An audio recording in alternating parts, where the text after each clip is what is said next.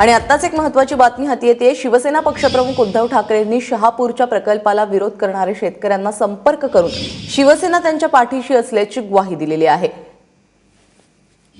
गणेश ठाकूर आपल्याबरोबर आहे। गणेश, काय म्हणणं आहे या सगळ्या संदर्भात शिवसेना पक्षप्रमुखांचं? प्राजक्ता, काही वेळापूर्वीच उद्धव ठाकरे यांनी बाधित शेतकऱ्यांची बातचीत केली आणि त्यांना आपला पाठिंबा दिला आहे।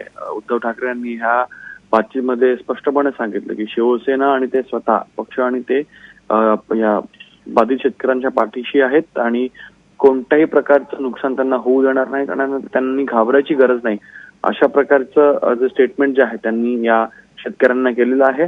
त्याचबरोबर ते असंही म्हणाले की 2 दिवस ते बाहेर आहेत आणि 2 दिवसानंतर ज्या वेळेस ते मुंबईत परततील तर त्यानंतर ते शेतकऱ्यांना बोलून त्यांच्याशी भेटतील, त्यांच्याशी बातचीत करतील आणि त्यांच्या ज्या व्यथा आहेत किंवा त्यांच्या ज्या अडचणी आहेत त्यांचं जे म्हणणं आहे ते सरकारपर्यंत पोहोचवण्याचं कामही करतील।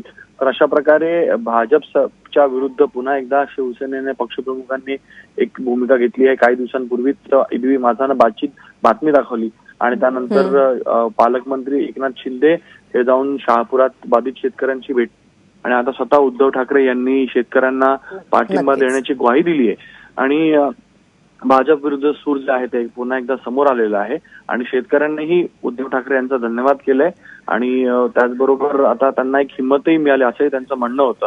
त्यामुळे या सगळ्या संदर्भात शेतकऱ्यांच्या पाठीशी शिवसेना उभी असल्याचं चित्र पाहायला मिळतंय। गणेश, तुर्तास धन्यवाद या सगळ्या सविस्तर माहितीबद्दल।